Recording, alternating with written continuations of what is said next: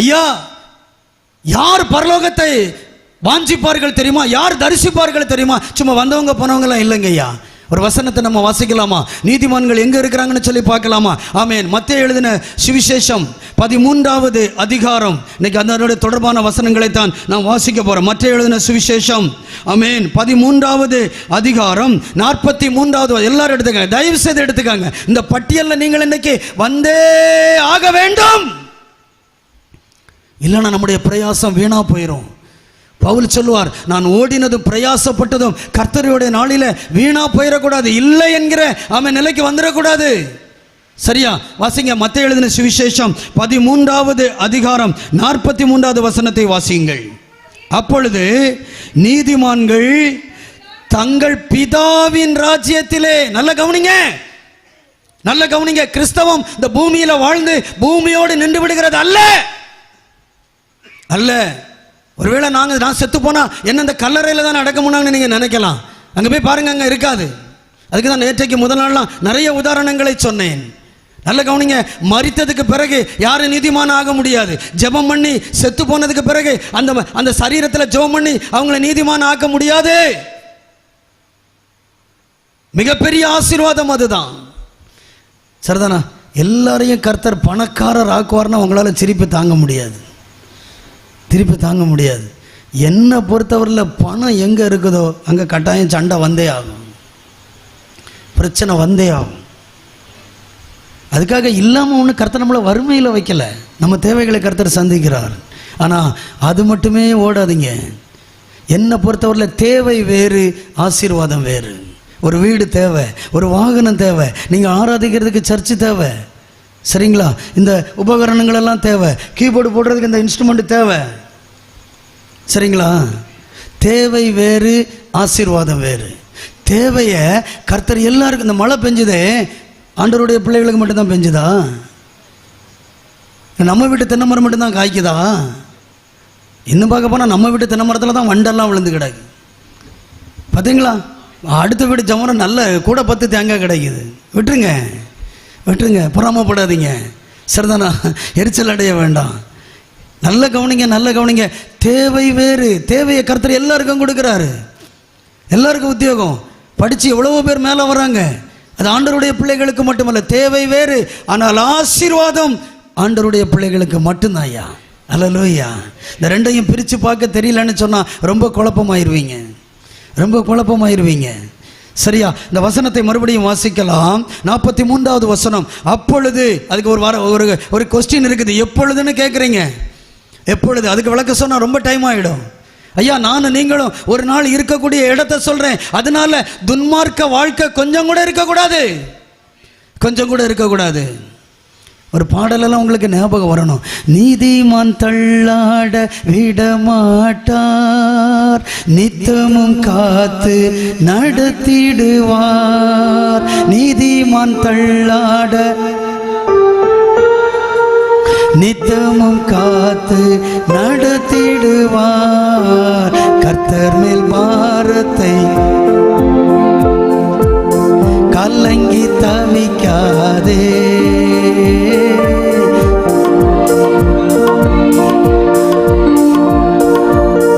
அதிசயம் செய்வார். ஆமென். அல்லேலூயா, அல்லேலூயா. பிரதர் பாடும் பொழுது எனக்கு இந்த வசன ஞாபகத்தில் வந்தது. அற்புதம், அற்புதம், அற்புதம் சொல்லி பாடுனாங்க தெரியுமா? அற்புதத்தில் மிகப்பெரிய அற்புதம் என்ன தெரியுமா? பாவியாக இருக்கிற மனுஷனை இந்த உலகத்தில் படிப்பு, பணம், பட்டம், சரிதான் நம்மெல்லாம் நினைக்கிறோம், பிள்ளைங்களை பார்த்து சொல்லுவோம், நான் தான் படிக்காத முட்டாளாயிட்டேன், நீயாவது நல்லா படித்து என்ன செய். நம்ம இந்தியாவில் லஞ்சம் வாங்குறாங்கல்ல, நம்ம இந்தியா லஞ்சம் வாங்குறதுல எத்தனாவது இடத்துல இருக்குது? நீங்கள்லாம் இந்தியர்கள் தானே? நான் ஜப்பானியர்களோன்னு பயந்துட்டேன். நீங்கள் இந்தியாவில் தானே இருக்கிறீங்க, சரிதானா? இந்திய தேசத்துக்காக ஜெபிக்கிறோம். இந்தியா லஞ்சம் வாங்குறதுல 68வது இடத்துல இருக்குது. நமக்கு முன்னால் 67 நாடுகள் சுத்தமாக இருக்கிறோம். நல்ல தண்ணி குடிக்கிறதுல நம்ம எங்கே இருக்கிறோம் தெரியுமா? நீங்கள் ஃபில்ட்ரு வச்சுருப்பீங்க, வீட்டில் என்னெல்லாமோ வச்சுருப்பீங்க, பியூர் வாட்டரும்பீங்க. அந்த வாட்டரை நீங்கள் லேபில் கொடுத்து செக் பண்ணி பார்த்தா தான் தெரியும். அதே போல் என்ன பைபிளில் வச்சு செக் பண்ணி பார்த்தா தான் தெரியும் நான் யோக்கியனா எப்படிப்பட்டவனு தெரியும். பிரசங்கம் பண்ணுறதுனால ரொம்ப அப்படின்னு நினச்சிடாதீங்க. பைபிளில் என்ன வச்சு பார்த்தா தான் தேவன் அங்கீகரிச்சிருக்கிறாரா? என் ஊழியத்தை, நான் செய்கிற காரியத்தை, ஓடுகிற காரியத்தை தேவன் அக்செப்ட் பண்ணி இருக்கிறாரா? உங்களை பைபிளில் வச்சு பாருங்க. இதுதான் கண்ணாடி. அந்த கண்ணாடியை பார்த்து பவுடர்லாம் அள்ளி தேய்ச்சி எடுத்து நரமுடியெல்லாம் பெயிண்ட் அடித்து அதெல்லாம் விட்டதில்லைங்க. என்னத்தை மினுக்குனாலும் ஒரு நாள் போயே ஆகணும். சரியா? பைபிளில் பாருங்க, இதுதான் கண்ணாடி. இதுதான் சொல்லும் நீ யாருன்னு சொல்லி, நான் யாருன்னு சொல்லி பைபிளில் நீங்கள் பார்க்கணும். சரியா? நல்ல கவனிங்க, நல்ல கவனிங்க. ஏனென்று சொன்னால் நீதிமானுக்குரிய ஆசீர்வாதம் தனி. கர்த்தர் நீதிமானுக்கு, அதனால தான் உலகத்தில் எதுவுமே செய்ய முடியாததை. சரிதானே? ஒரு சம்பவத்தை சொல்கிறேன். ஒரு 2 பேர் என்ன செய்கிறாங்க, ஆலயத்துக்கு ஜெபிக்கிறதுக்கு வராங்க. அப்படிதானா? யாரெல்லாம் வராங்க? ஒரு ஆயக்காரனும் ஒரு பரிசேயனும். சரிதானா? பரிசேயர் ஆமாம் கதவை உடைச்சிட்டு உள்ளே வந்துட்டாருன்னு நினைக்கிறேன். நேராக உள்ளே வந்துட்டார், ஃபுல் பட்டுக்கு வந்துட்டார். ஊழியக்காரங்க பாஸ்டர் நிற்கிற இடத்துக்கு வந்துட்டார். வந்து என்ன செய்கிறாரு, அப்படி பெருமை அப்படி காலர்லாம் தூக்கி விட்டார். தூக்கி விட்டு சொல்லாரு, ஆண்டவரே நான் வாரத்தில் 2 நாள் என்ன செய்கிறேன், உபவாசம், தசம பாகம். நீரே நினச்சிருக்க மாட்டார் அப்படி தாரானா இல்லை.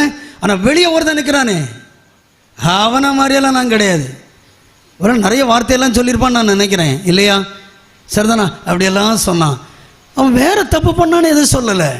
ஆனால் வெளியில் நின்று அந்த பிள்ளை நெஞ்சில் போட்டு என்ன செய்தான், அடித்தான். ஒருவேளை அவன் அன்னைக்கு இருந்திருந்தா என்ன பாடலை பாடியிருப்பான்னு நான் நினைக்கிறேன். நான் பாவிதான் ஆனாலும் நீர் மாசற்ற ரத்தம் சிந்தினி வா என்று என்னை அழைத்தீர். திருவிருந்து எடுக்கும்போது அந்த பாடலை பாடுவீங்க, அப்படிதானே? நாங்கள் பாடினா தானே பார்க்கணுங்கிற மாதிரி என்ன பார்க்குறீங்க? அந்த பாடல் பாடி முடித்த உடனே திருவிருந்து எடுத்தாச்சு. பாஸ்டர்லாம் நமக்கு திருவிருந்து கொடுத்தாச்சு. வெளியில் வந்த உடனே ஒரு சகோதரி ஒரு அக்காவை பார்த்து கேட்டாங்களாம், அக்கா நீங்கள் பாவியாக்கா? ஏன் பிள்ளை அப்படி கேட்குற? இல்லை கொஞ்சம் முன்னால் பாட்டு படித்தீங்களே, நீங்கள் பாவியா? கண்டையாட்டி நீ பாவி. ஏன் தெரியுமா? நம்மளை பெருமைப்படுத்தி பேசிக்கிட்டே இருந்தா அப்படி இருப்போம். யாராவது நம்ம செய்கிற பாவத்தை சொல்லிட்டா நம்மளால் என்ன செய்ய முடியாது, என்ன செய்ய முடியாது? நீங்கள் பார்த்திராத ஒரு வசனத்தை வாசிக்கலாமா?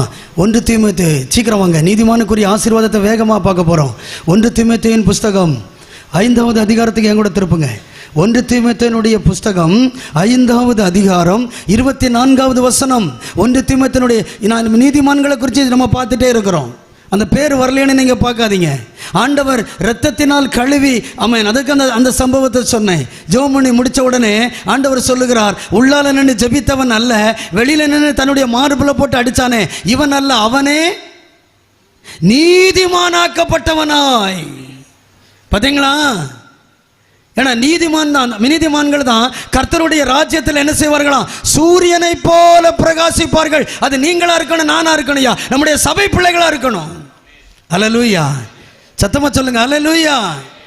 ஏது செய்யாதது இயேசு கிறிஸ்துவினுடைய கல்வாரி இரத்தம் செய்யும். அந்த இரத்தத்தினால் ஒருவன் கழுவப்படுவான் என்று சொன்னால் அவன்தான் நீதிமான் என்கிற அந்த ஆசீர்வாதத்துக்குள்ள கடந்து வருகிறான். 1 தீமோத்தேயு 5வது அதிகாரம், ஆமென், 24வது வசனத்தை வாசிங்க.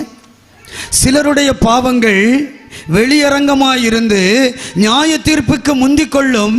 சிலருடைய பாவங்கள் அவர்களை, என்னைய பாருங்க, என்னைய பாருங்க, எல்லாரும் என்னைய பாருங்க. நம்ம பாவம் நியாய தீர்ப்புக்கு முந்தணுமா இல்லை பின்தொடரணுமா? ஒரு அப்பா வீட்டுக்கு வந்தாராம். வீட்டுக்கு எல்லாரும் என்னை கவனிங்க. வீட்டுக்கு வந்து டேபிளில் வந்து பார்க்குறாரு. அங்கே அந்த ப்ராக்ரஸ் ரிப்போர்ட் இருக்குது, ரேங்க் கார்டு இருக்குது. இப்போ தான் அவன் தெரியாது, கிரேடு கொடுத்துட்டாங்க. பார்த்தீங்களா? கிரேடு ஏபிசின்னு கொடுத்துட்டாங்க, அதனால் தெரியாது. அங்கே நம்ம பிள்ளைங்க பிஏ ஏ ஆக்கிடுவாங்க, ஏஏ சி ஆக்கிடுவாங்க, சிஏ ஏ ஆக்கிடுவாங்க. விட்டுருங்க, முன்னாடி அப்படியெல்லாம் கிடையாது. ரேங்க் கார்டில் ரெட்டிங்கு போட்டுட்டா அன்னைக்கு அவ்வளோதான். எத்தனை டவுசர் கிளியுன்னு தெரியாது. சரிதானா? அதே போல் அப்பா டியூட்டி முடிச்சுட்டு வராரு. வீட்டில் டேபிள் மேலே என்ன இருக்குது, ரேங்க் கார்டு இருக்குது. எடுத்து பார்த்தாரா, டென்ஷன் தாங்க முடியல இவரால். வந்த வருத்தில் சத்தம்னு அப்படி சத்தம் போடாரு. எங்கம்மா மாவன், எங்கே வச்சிருக்கிற, பிள்ளையா பற்றி வச்சிருக்கிற? பொதுவாக நமக்கு ஒரு பழக்கம் உண்டு, நம்ம பிள்ளைங்க நல்ல காரியம் செய்துட்டா என் பிள்ளை, வேண்டாத வேலை செய்துட்டா உன் பிள்ளை. அது எப்படி? ஒரே பிள்ளைய ரெண்டா எப்படி பண்ண முடியும் சொல்லுங்க? பார்த்தீங்களா? அதே மாதிரி அப்பா குதின்னு குதிக்கிறாரு. உன் பிள்ளைய படித்தா இதில் டியூஷன் வேறு, டியூஷன் இதில் ஒரு ஆட்டோ வேறு, போடு. அந்த அம்மா என்னது இது, வந்ததும் வராததுமா இப்படி சத்தம் போட்டுட்டு இருக்கிறாரு, எதுக்குங்க சத்தமாக போடணும், எங்கே அவனை அப்படின்னு சொன்ன, சொல்லிக்கிட்டு சத்தம் போடுங்க அப்படின்னு சொன்ன உடனே அந்த பாரு என்ன மார்க் எடுத்துக்கிறான் பாருங்க. அந்த அம்மா சொல்லிச்சு, நல்லா பாருங்க, இது பிள்ளைக்குள்ள ரேங்க் கார்டு இல்லை, உங்களுக்குள்ள ரேங்க் கார்டு. அதுக்கு பிறகுதான் பார்க்காரு, அது அவருக்கு பேர். பழைய ட்ரெங்குபட்டியில இருந்து எடுத்து அப்பதான் எடுத்து நல்லா இருப்ப டேபிளுக்கு கீழே கொண்டு என்ன செய்யுது பார்த்தீங்களா? நம்மளெல்லாம் அடிக்கிறதுக்கு ஆள் இல்லாதனால குதின்னு குதிக்கிறோம். சிலருடைய பாவங்கள், வசனத்தை விட்டுட்டீங்க பார்த்தீங்களா, அழகா சிரிக்கிறீங்க. சிலருடைய பாவங்கள், ஏன் பாவம் உங்க பாவம் நியாய தீர்ப்புக்கு முந்தணுமா இல்லை நியாய தீர்ப்பில் வந்து நிற்கணுமா? யார் நீதிமான் தெரியுமா? இன்னைக்கு இந்த நீதிமான் பட்டியலில் தான் பார்த்துட்டே இருக்கும். அந்த வார்த்தையை சொல்லலைன்னு நினைக்காதீங்க. சரிதானா? தன் பாவத்தை மறைக்கிறவன் என்ன செய்ய மாட்டானா? அந்த வசனம் எல்லாருக்கும் தெரியும். அதை அறிக்கை செய்து திருப்பியே செய்கிறவன், அப்படித்தானே? திருவிருந்து எடுக்க சும்மா நம்ம நிறைய தடவை நம்ம அறிக்கை செய்வோம், திருப்பி வெளியில் போய் என்ன செய்வோம்? நல்ல கவனிங்க சிஸ்டர், நல்ல கவனிங்க பிரதர். ஒரு சங்கீதத்தை என் கூட திருப்புறீங்களா? 37வது சங்கீதம், 37வது சங்கீதம். இந்த கன்வென்ஷன் மூலமாய் அநேகருடைய வாழ்க்கைகள் ஆமென் மாற்றப்பட வேண்டும். 37வது சங்கீதம் 25வது வசனத்தை வாசிக்கலாம். எல்லாரும் எடுத்துக்காங்க தயவு செய்து. 37வது சங்கீதம் 25வது வசனம். நான் சின்ன பையனா இருந்தேன், இப்போ எனக்கு நல்ல வயசாயிட்டு, ஆனாலும் நல்ல கவனிங்க, அழுத்தமா அக்கா சத்தமா வாசிங்கக்கா. நீதிமான் கைவிடப்பட்டதையும் அவன் சந்ததி அப்பத்துண்டுக்கு பிச்சை எடுத்து திரிகிறதையும் நான் என்ன செய்யல, காணல. சங்கீதக்காரன் எப்படி எழுதுறான் பார்த்தீங்களா? நான் சின்ன பையனா இருந்தேன், இப்போ நல்ல வயசாயிட்டேன், இதுவரைக்கும் நான் நீதிமான பார்த்துக்கிட்டே இருக்கிறையா. அவன் சந்ததி, அவனும் சரி, அவன் சந்ததி என்ன செய்யல, பிச்சை எடுத்து வாழலையா. பார்த்தீங்களா? அதுக்கு அர்த்தம் அதுதான். நான் இளைஞனா இருந்தேன், இப்போ எப்படி ஆயிட்டேன், முதிர் வயது உள்ளவன் ஆயிட்டேன், ஆனாலும் நீதிமான் கைவிடப்பட்டதையும். அப்ப நானும் நீங்களும் கைவிடப்படாமல் இருக்கணும்னு சொன்னா யாரா மாறணும்? சத்தமா சொல்லுங்க, யாரா மாறணும்? அழைக்கப்பட்ட பிள்ளைங்க, தெரிந்து கொள்ளப்பட்ட பிள்ளைங்க தான் அழைக்கப்பட்ட பிள்ளைகளா மாறுவாங்க. அழைக்கப்பட்ட பிள்ளைகளை தான் கர்த்தர் யாராக மாற்றுகிறார். புரியுதா உங்களுக்கு? முதல் நாள்ல இருந்து நம்ம என்ன பார்த்துட்டு வரோம்னு புரியுதா உங்களுக்கு? ஏணியில எடுத்ததுமே 8வது படிக்க போக முடியாது, போனா அடிச்சு புரண்டு கீழே தான் விழணும். சரியா? என்ன நீதிமான் ஆக்கிறங்க, நீதிமான் அப்படி இல்லைங்க. கர்த்தர் நம்மை தெரிந்து கொண்டதை உறுதிப்படுத்துங்க.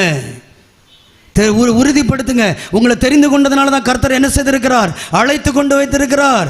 எத்தனை பேர் போறாங்க, எத்தனை பேர் வராங்க, எல்லாருக்கும் அந்த பாக்கியம் இல்லை, எல்லாருக்கும் இல்லை. நல்ல கவனிங்க, வேதாகமத்தில் நோவா என்கிற தேவ மனிதன் உண்டு. சரிதானா? நான் ஒரு கேள்வி கேட்கட்டுமா? நோவாவை குறித்து புதிய ஏற்பாட்டில் எழுதியிருக்கான். கொஞ்சம் நேரம் அமைதியாக இருந்தால் அவனே சொல்லிட்டு போகிறான், எதுக்கு அந்த வம்பு அப்படின்னு நினைக்கிறீங்களோ? நோவாவை குறித்து புதிய ஏற்பாட்டில் எழுதியிருக்குதா? நோவா காலத்தில் எப்படி நடந்ததோ அப்படியே மனுஷகுமாரன் வரும் நாட்களிலும் நடக்கலாம். இல்லை மேபி, இல்லை கன்ஃபார்ம். சரியா?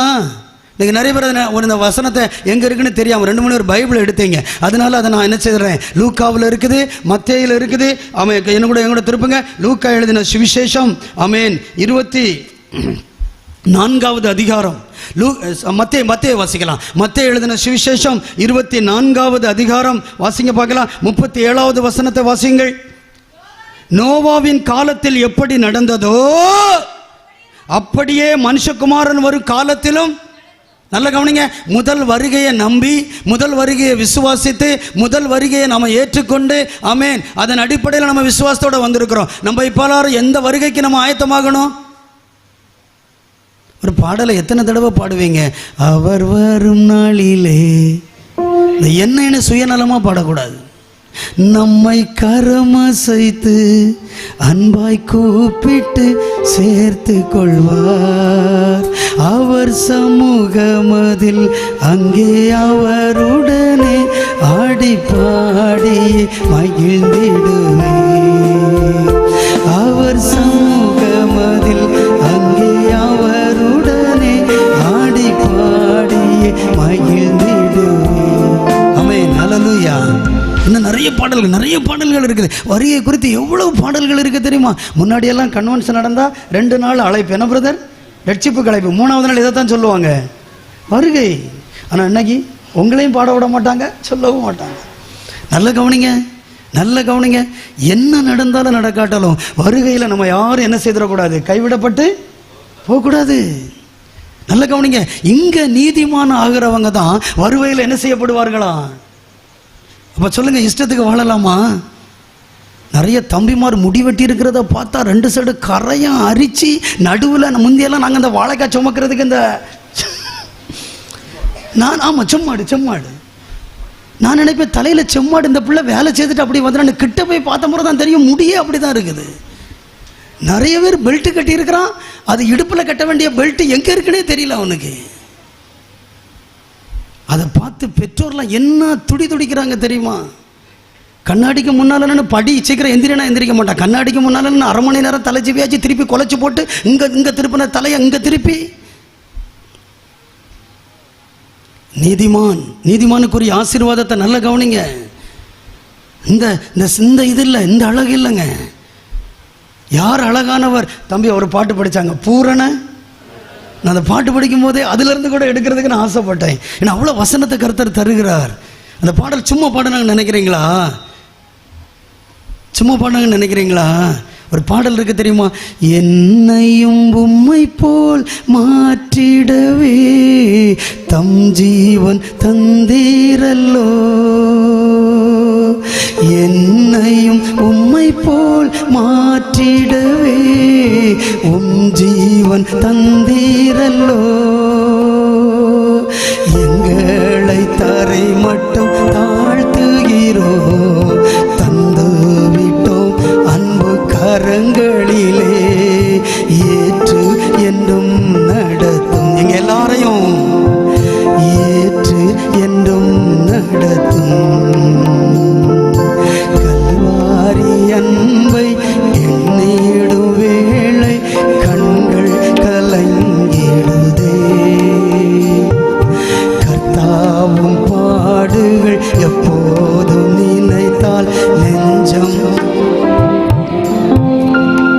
பொண்ணு பார்த்தாச்சு, பையனையும் பார்த்து பேசி முடிச்சாச்சு. அப்போது பொண்ணு வீட்டில் சொல்லுவாங்க, அந்த தாலி செய்யணும், மாங்கல்யம் செய்யும்போது கட்டாயம் சிலுவை போடணும், சிலுவைக்கு இந்த பக்கம் பொண்ணு பேர் போடணும், சிலுவைக்கு அந்த பக்கம். எதுக்குங்க அப்படி சொல்கிறீங்க? தொங்க போட்டுட்டு தானாங்க நாங்கள் சண்டை போடுவோம்.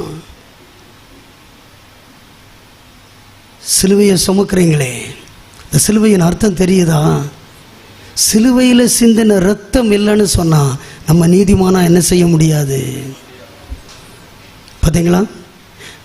நோவா காலத்தில் நிறைய பேர் இருந்தாங்க. ஒரே ஒரு குடும்பம். நோவா காலத்தில் எல்லாரும் எங்கே போயிட்டாங்களாம்? எல்லாரும் என்ன செய்துட்டாங்க? பாவத்துக்குள்ளே போயிட்டாங்க எல்லாரும். ஆண்டவர் ரொம்ப மனஸ்தாபப்பட்டாராம். கொஞ்சம் ஆதியாகமத்தை கொஞ்சம் திருப்பலாமா? அந்த வசனத்தை நிறைய தடவை படிச்சிருப்பீங்க. ஆனால் இன்றைக்கு கர்த்தர் ஞாபகப்படுத்துகிறார். ஆமென். ஆறாவது அதிகாரத்தை சீக்கிரமா பாருங்க. 6வது அதிகாரம், ஆதியாகமம் 6வது அதிகாரம் 6வது வசனத்தை வாசிங்க பார்க்கலாம். தாம் பூமியிலே மனுஷனை உண்டாக்கினதுக்காக கர்த்தர் என்ன செய்தாராம்? மனஸ்தாபப்பட்டார். அது அவர் இருதயத்திற்கு விசனமாக இருந்தது. டைம் இல்லைனால சீக்கிரம் வந்துடலாம். நோவாவின் வம்ச வரலாறு. நோவா தன் காலத்தில் இருந்தவர்களுக்குள்ளே நீதிமானும். இப்போ எல்லாரும் நான் ஒரு கேள்வி கேட்க போகிறேன். எல்லாரும் என்ன கவனிங்க. 2-3 பேர் கவனிக்கல. ஏன்னா அதே கேள்வி நமக்கு வரும், அதுக்காக கேட்குறேன். நல்ல கவனிங்க. பின்னால் நடக்க போகிறத சொல்லி நோவாவை கூப்பிட்டாரா, இல்லை நோவாவை கூப்பிட்டதுக்கு பிறகு பின்னால் நடக்க போகிறத சொன்னாரா? அது நோவாட்டெல்லாம் கேட்கணும், எங்ககிட்ட கேட்டா அப்படின்னு என்ன பார்க்குறீங்க நீங்கள்? நல்ல கவனிங்க. நோவா நான் இப்படியெல்லாம் பண்ண போகிறேன், அதனால நீ அப்படி இரு அப்படின்னு சொல்லி நோவாவை கூப்பிட்டாரா, இல்லை நோவாவை கூப்பிட்டதுக்கு பிறகு ஆண்டவர் இந்த விஷயத்தை சொன்னாரா? நோவாவுக்கு முதல்ல தெரியாது.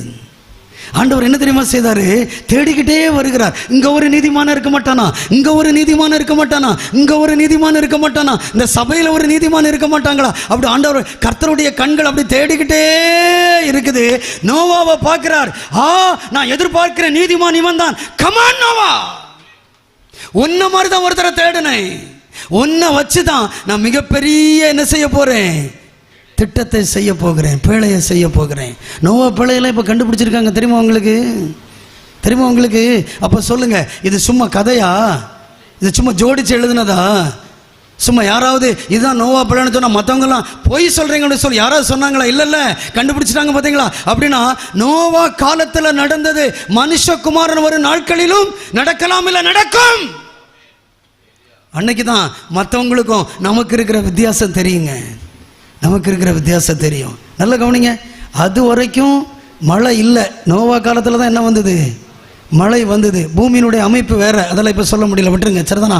அப்போது எல்லாரும் என்ன செய்கிறாங்க? வீட்டில் நடையில் உட்காந்து வாசலில் உட்காந்து பார்க்குறாங்க. மிருகங்களெல்லாம் ஜோடி ஜோடியாக என்ன செய்தான்? ஒருத்தராவது காட்டில் இருக்கிறதெல்லாம் ஏன் இப்படி போகுது? கரெக்டாக போகுது. ஒரு நாயை கண்டா என்ன வருது பார்த்தீங்களா? ஆனால் நோவா கூட்டணும் எல்லாம் கரெக்டாக என்ன செய்துதான்? கரெக்டாக அவ்வளோ போதான். ஒரு யானைக்கு பின்னால் ஆண் யானையும் பெண் யானையும் போது, ஆண் சிங்கம் பெண் அப்படி வரிசையாக போயிட்டு இருக்குதான். இப்போ இந்த தெருவில் எவ்வளோ வரிசையாக போச்சுன்னா நம்ம எப்படி நினைப்போம்? பயந்து எல்லாரும் உள்ளே ஓடிடுவோம். பார்த்தீங்களா? யாருக்காவது அன்னைக்கு மண்டையில் ஏறிச்சா? ஐயா இதெல்லாம் போகுது, எங்க போகுது? ஐந்தறிவு உள்ள மிருகங்கள் இப்படி போகுதுன்னு சொன்னா, நான் தேவ சாயலாக படைக்கப்பட்டவன், இந்த பைபிள் இருக்கிறது எனக்கு தூரமாக இருக்கிறதா? கடைசி நாளுடைய அடையாளம் என்ன தெரியுமா? இந்த வசனத்தை தள்ளிடுவாங்களாம். அதனாலதான் நிறைய கதை கற்பனை எல்லாம் உள்ள வந்துருச்சு. இல்லைங்க, இல்ல, சத்தியம் சத்தியம். அதனால தான் அந்த 3 நாட்களும் உங்களுக்கு சொல்லப்பட்ட வேதத்தில் இருந்த சத்தியத்தை தவிர வேற எதுவுமே கிடையாது, வேற எதுவுமே கிடையாது, வேற எதுவுமே கிடையாது. அதனால தான் ஆண்டவர் சொல்லுகிறார், நோவா காலத்தில் எப்படி நடந்ததோ அப்படியே மனுஷகுமார ஒரு நாட்களிலும் யாருக்கிட்டையாவது போய் நியாய தீர்ப்பு வரப்போகுதுங்க.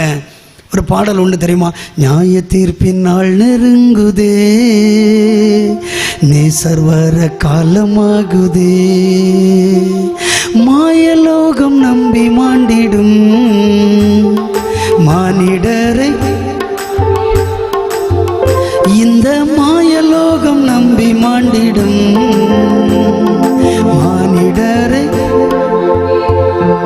ஒரு சின்ன கேள்வி, இந்த பாடலை யார் யாருக்கு பாடணும்? நீங்கள் பார்க்குறத பார்த்து இனி பாட மாட்டேன்டே விடுடே அப்படிங்கிற மாதிரி இருக்குது. இந்த பாடலை நம்ம யார் யாருக்கு பாடணும்னு சொல்லுங்கள்.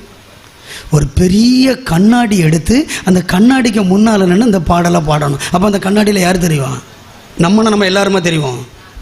பாடக்கூடியவங்க நல்ல கவனிங்க, அழைப்பு எல்லாருக்கும். ஆனால் நியாய தீர்ப்பு தனிப்பட்ட மனிதனுக்குத்தான் வரும்.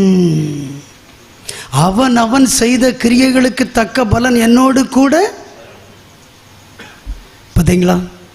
கர்த்தர் நம்மளை அழைத்தது, நம்மை தெரிந்து கொண்டது, நம்மை நீதிமான் ஆக்குறது எதுக்கு தெரியுமா?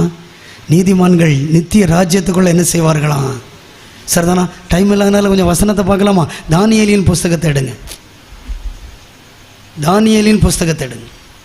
அதில் பாருங்க, ஆமென். தானியேல் நாட்களில் 12வது அதிகாரத்துக்கு வாங்கய்யா. பழைய ஏற்பாட்டில் இல்லைன்னு நினைக்கக்கூடாது, சரியா? தானியேலின் புஸ்தகத்தில், ஆமென், அந்த அதிகாரத்தில் கர்த்தர் எப்படி எழுதி வைத்திருக்கிறார் பார்த்தீங்களா? தானியேல் இருக்கிறதெல்லாம், ஆமென், சரிதானா? வாசிங்க பார்க்கலாம். ஆமென். 12வது அதிகாரம் தானியேலின், எல்லாம் எடுத்துட்டீங்களா? தானியேலின் புஸ்தகம் 12வது அதிகாரம் 2வது வசனத்தை வாசிங்க. பூமியின் தூளிலே நித்திர பண்ணுகிறவர்களாகிய அநேகரில் சிலர், நல்ல கவனிங்க, நம்ம நிறைய பரிசுத்தவான்கள் மறிச்சிருக்கிறாங்க இல்லையா? பூமியில் தூங்கிட்டு இருக்கிறாங்க இல்லையா? ஆமென். சில கல்லறையில் எழுதி போடுவாங்க, இளைப்பாரி கொண்டு இருக்கிறார் அப்படின்னு எழுதி போட்டு பார்த்துருக்கீங்களா? பண்ணிருக்கீங்களா? நீங்கள் முழிக்கதை பார்த்தா என் கல்லறையில் எழுதுவாங்களா எழுத மாட்டாங்களா பயப்படுங்க. எழுதினாலும் சரி எழுதாட்டும் சரி, நீங்கள் நீதிமானாக வாழ்ந்துட்டா போதும். அங்கே எழுதுறதுனால ஒன்றும் போக முடியாது. சரிதான், அது தக்கலையில் கொடுத்து அதை கல்லில் கொத்திட்டு வான்னு சொன்னால் அழகாக கொத்திட்டு வந்துடுவாங்க. அப்படி வைக்கிறதுனால போக முடியாது. உண்மையிலே நீதிமானாக இருக்கணும். புரியுதா உங்களுக்கு? நீதிமானுக்கு தான் 2 ஆசீர்வாதம் தெரியுமா? பூமியிலேயே நீதிமானுக்கு ஆசீர்வாதம், பூமியினுடைய வாழ்க்கையை முடிச்சதுக்கு பிறகும் ஆசீர்வாதம். நல்ல கவனிங்க. அதனால தான் தானியேல் புத்தகத்தில் பாருங்க, பூமியின் தூளிலே நித்திரை பண்ணுகிறவர்களாகிய அநேகரில் சிலர் நித்திய ஜீவனுக்கும், எல்லாரும் எழுப்பப்படுவாங்க. எழுப்பப்பட்டதுக்கு பிறகு சிலர் நித்திய ஜீவனுக்கும் சிலர் நித்திய நிந்தைக்கும் இகழ்ச்சிக்கும் விழித்து எழுந்திருப்பார்கள். அடுத்த வசனத்தை பாருங்க, ஞானவான்கள் ஆகாய மண்டலத்தின் ஒளியை போலவும் அநேகரை நீதிக்கு உட்படுத்துகிறவர்கள். அதாங்க ஊழியம், அதான் ஊழியம். புரியுதா உங்களுக்கு? புரியுதா? அநீதி நேரம் ஓடிட்டு இருக்கிறாங்க, அநீதியில் பிரியம் வச்சிட்டு இருக்கிறாங்க.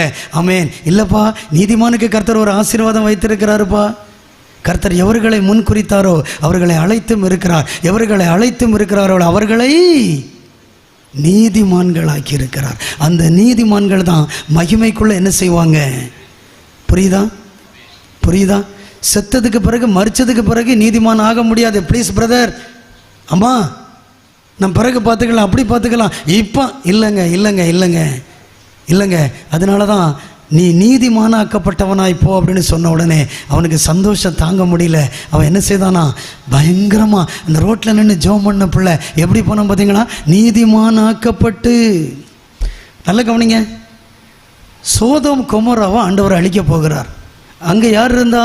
ஆபிரகாமுடைய லோத்து இருக்கிறான். ஆண்டவர் கேட்குறாரு, ஆண்டவரே, ஆபிரகாம் கேட்குறாரு, ஆண்டவரே 50 நீதிமான் இருந்தால் நீங்கள் அழிக்காமல் இருப்பீங்களாப்பா? அப்படி கேட்டு கேட்டு கேட்டு கடைசியில் சொல்கிறாரு, ஒரு நீதிமான் இருந்தா. பார்த்தீங்களா? பார்த்தீங்களா? ஒரு குடும்பத்தில் ஒரு நீதிமான் இருந்தா. அதுக்காக மற்றவங்களாம் அப்படி போன அந்த அர்த்தத்தில் இல்லைங்க, அந்த அர்த்தத்தில் இல்லை. இன்றைக்கும் கர்த்தர் சபையை ஆமென் கர்த்தர் கட்டி பாதுகாத்து கொண்டு இருக்கிறதுக்கு காரணம் என்ன தெரியுமா? நம்ம எல்லாரும் நீதிமான் என்கிற அந்த ஸ்தானத்துக்குள்ள நம்ம என்ன செய்ய வேணும்? சொல்லுங்க, சீக்கிரமா என்ன செய்யும்?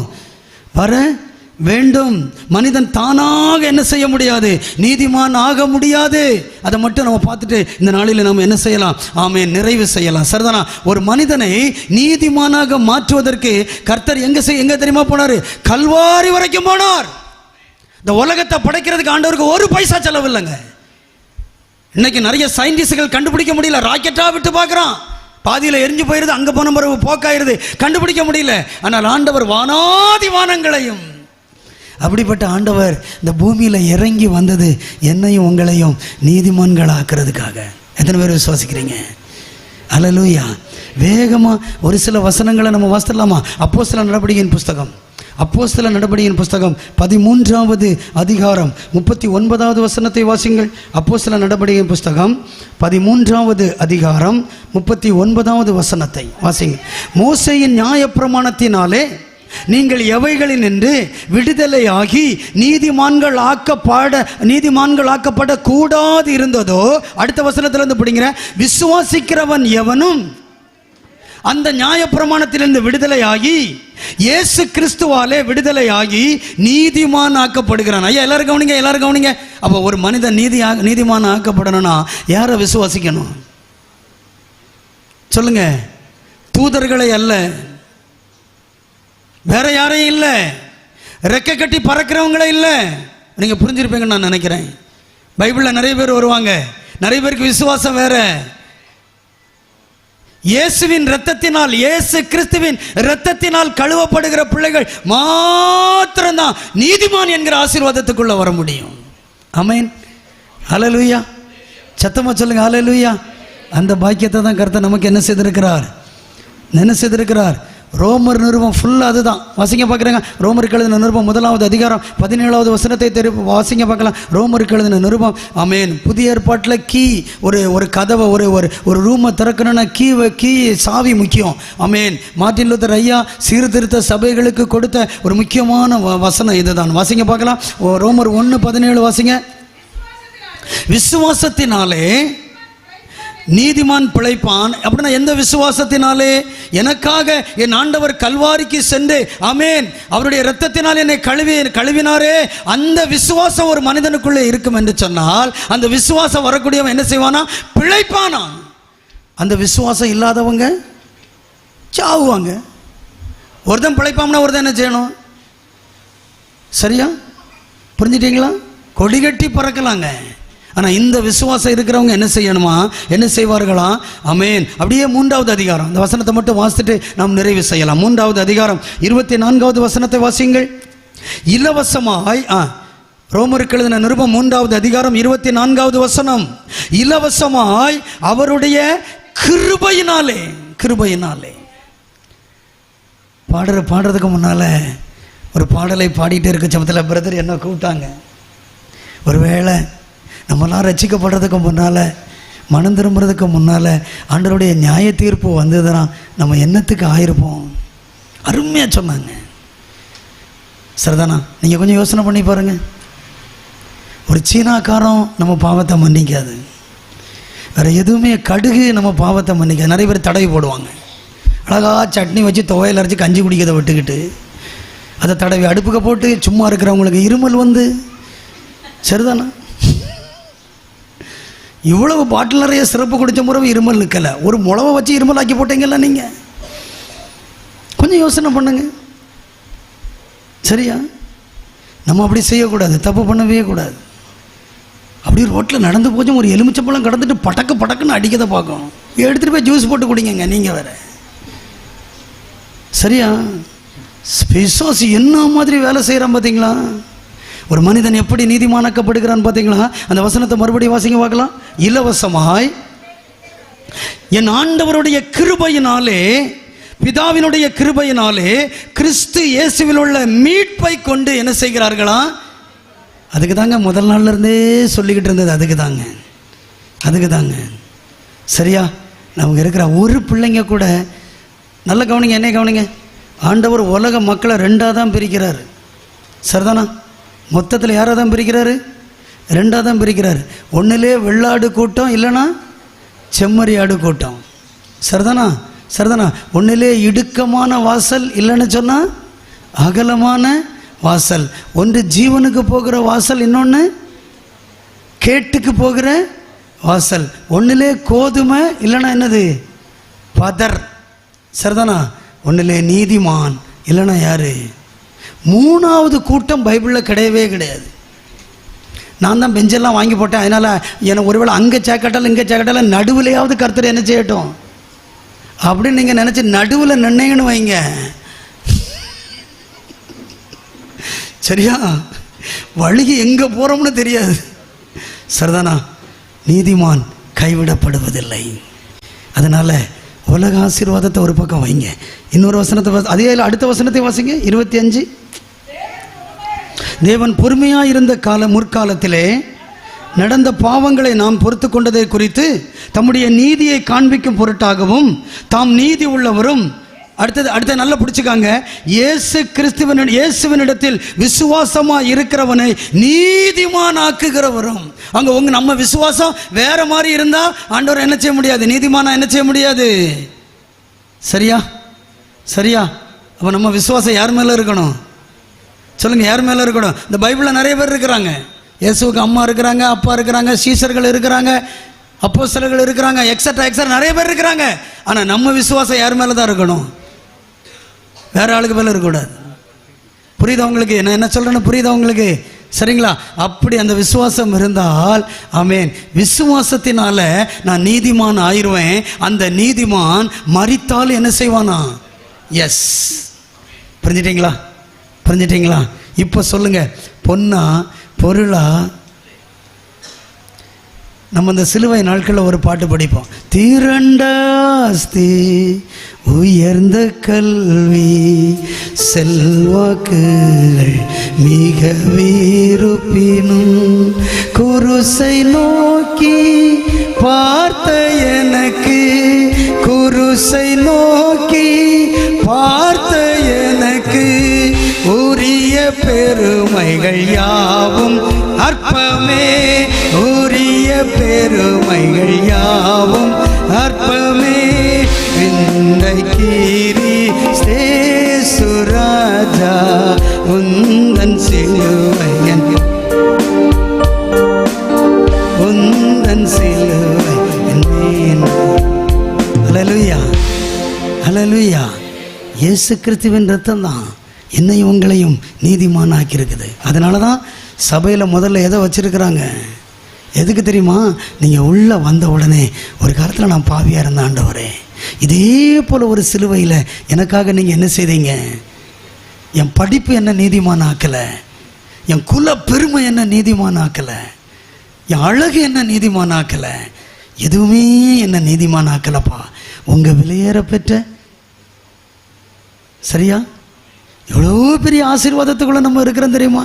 கர்த்தர் அழைத்தார், அப்படி திரும்பி போங்கன்னு இல்லை, நம்ம எல்லாம் கூட்டி சேர்த்தார், நம்மை தெரிந்து கொண்டார், நம்மை முன் குறித்தார், உண்மை உள்ள பிள்ளைகளாக மாற்றினார். இப்போ நம்ம எல்லாரையும் கர்த்தர் யாரா வச்சிருக்கிறாரு? சொல்லுங்க, யாரா வச்சிருக்கிறாரு? சரிதானா? நீதிமான தள்ளாட என்ன செய்ய மாட்டார்? தைரியமா இருங்க. சரிதானா? நீதிமான் பிச்சை எடுத்துட்டு இறந்து தெரியத கர்த்தர் என்ன செய்ய மாட்டார்? காணேன்னு சொல்றார். காணேன். அப்ப நீதிமான் ஒரு நாள் எங்க இருப்பாங்க? எஸ், தேவனுடைய ராஜ்யத்தில் எப்படி இருப்பாங்க? பிரகாசிப்பாங்களாம். அப்ப நம்ம எல்லாரும் ஒரு நாள் என்ன செய்ய போறோம்? நிறைய பேர் இப்படி கமந்து வச்சிருக்கிறீங்க. சிஸ்டர், இதான் பிரதர் மிகப்பெரிய ஆசீர்வாதம், மிகப்பெரிய ஆசீர்வாதம். இந்த லாசர் ஐஸ்வர்யவான் மறிக்கிறாங்க, அவன் பெரிய பணக்காரன், அவன் பாதாளத்தில் கிடந்து வேதனைப்படுகிறான். ஆனால் லாசர் எங்கே இருக்கிறாரு பார்த்தீங்களா? சரிதானா?